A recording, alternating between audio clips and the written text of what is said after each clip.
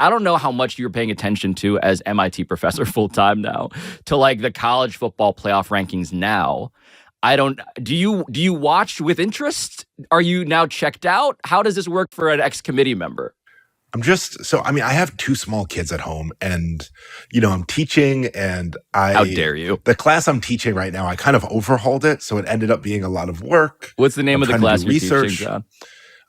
It's like an upper level undergrad class on numerical analysis, it's like pretty much solving problems from continuous math using a computer. The BCS. Exactly. In other words, BCS for undergrads. It's a class on the BCS. Yes. But I do want to explain that there are some inflection points in the current. So to catch everybody up, we're in the penultimate ranking right now of the college football playoff. Of the ultimate 4-team. Exactly playoff. Right. Yes. Exactly right. And so we have the top 25. And just to explain for people who don't know or even give a shit about this, some of the interesting kind of issues that have to be hashed out here. So, for instance, the top 4 teams are all undefeated. For people who aren't familiar, it's Georgia number 1, Michigan number 2, Washington number 3, Florida State number 4, all 12-0 teams, followed by Oregon, OSU, Texas, and Alabama in that order, all 11-1. And there is a looming nightmare here, John, which you're already laughing at, because you imagine what the committee must be feeling as they watch Georgia play Alabama this weekend. For the DraftKings and YouTube audience, John is sticking his tongue out with the relishing of a guy who does not have to actually make this decision.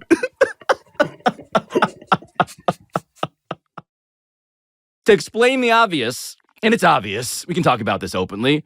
Georgia is the number 1 team in the country. Alabama is the number 8 team in the country. If Alabama beats Georgia, 2 11-1 teams, and they just happen to be some of the most fanatical institutions with tribes, as aforementioned, that's ever existed. And if Alabama beats Georgia, now chaos spreads across the land. And so, why are you laughing, buddy?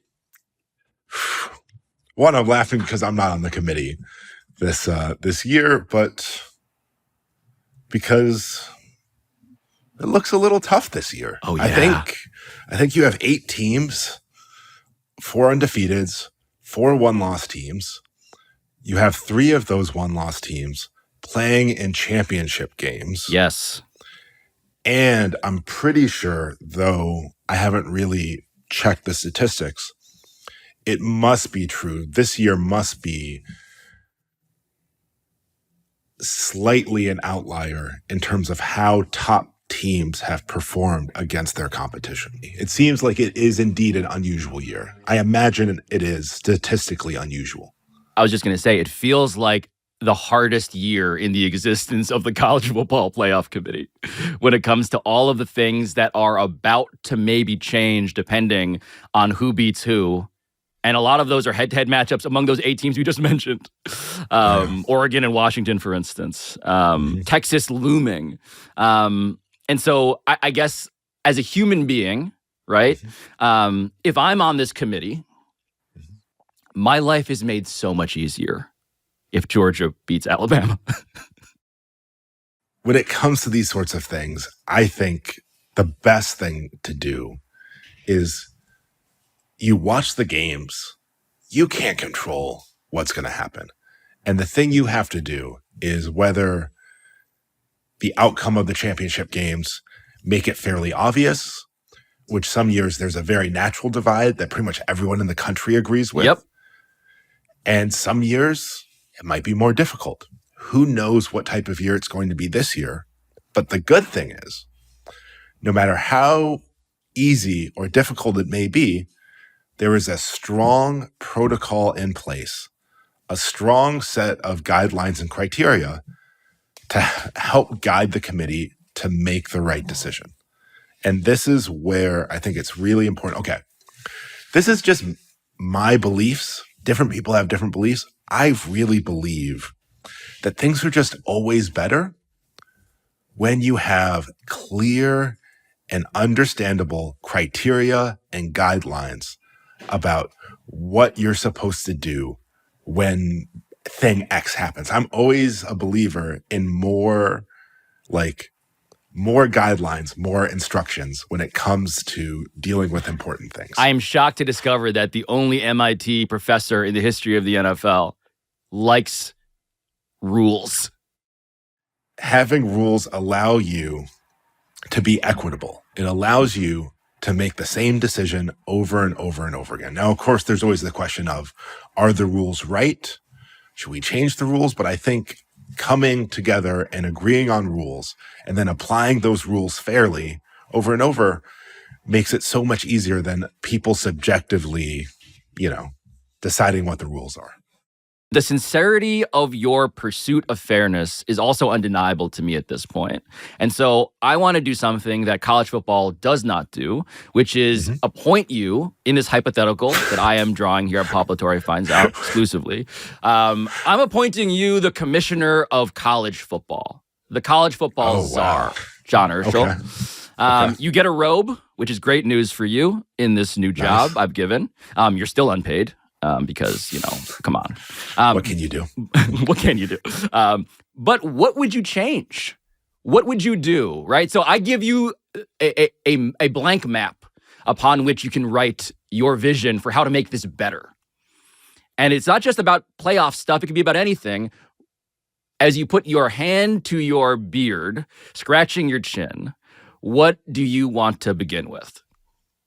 Promotion and relegation. Oh, there it is. There's no question. Promotion and relegation. I don't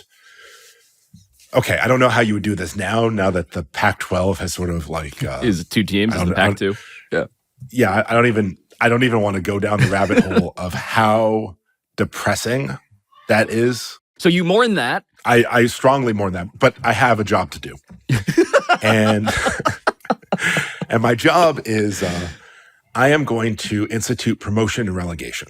So what we need to do is we are going to tie some Power 5 conferences with Group of 5 conferences. Group of 5 teams will go up.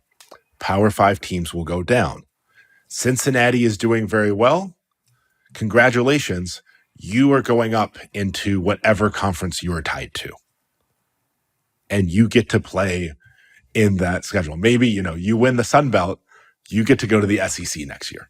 Wow.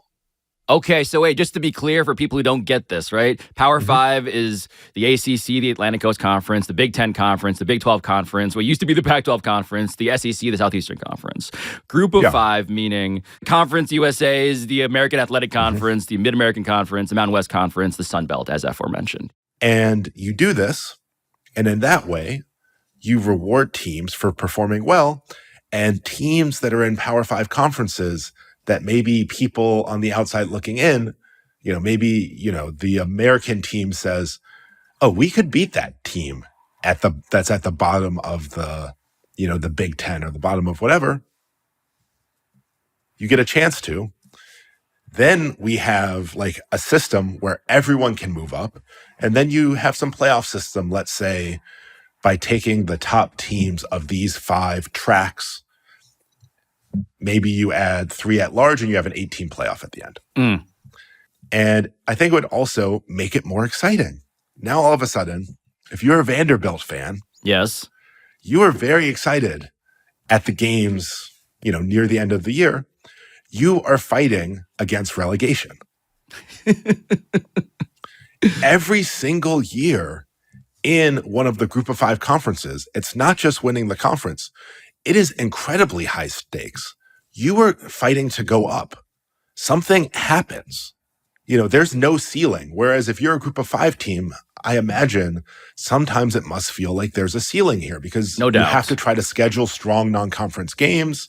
And if you can't schedule strong non-conference games, it's tough. Right, because you're not incentivized. Let's make a direct path. Yes, the incentives, what you're addressing are the incentives right now for a Power 5 team to risk a loss to a good Group of 5 team, which they generally don't want to do for obvious reasons, because the College Playoff Committee, by the way, beyond determining fairness, is also, as aforementioned, apportioning fees from this TV rights deal to the Power 5 in a proportion that is grandly in excess of the Group of 5. And so, John Urschel, what you are doing as commissioner of college football is saying, this whole 12-team college football playoff, that's cute. But I want to do something far more drastic here. It would never happen. It could never happen. But I think it would be great. I want to see this world. I want to see you in this robe making this making this radical change. And I also want to see the hate mail that you're about to get. Who would hate a promotion relegation system? How could you hate a promotion relegation system? John, you're really asking how an Alabama fan could possibly hate a world in which they have to be in the Sun Belt? I don't think Alabama is ever going to be in danger of going to the Sun Belt. I think they will be fine. John, thank you for your rationality and also your insanity at the end here. I appreciate that. Yeah. No, you're welcome.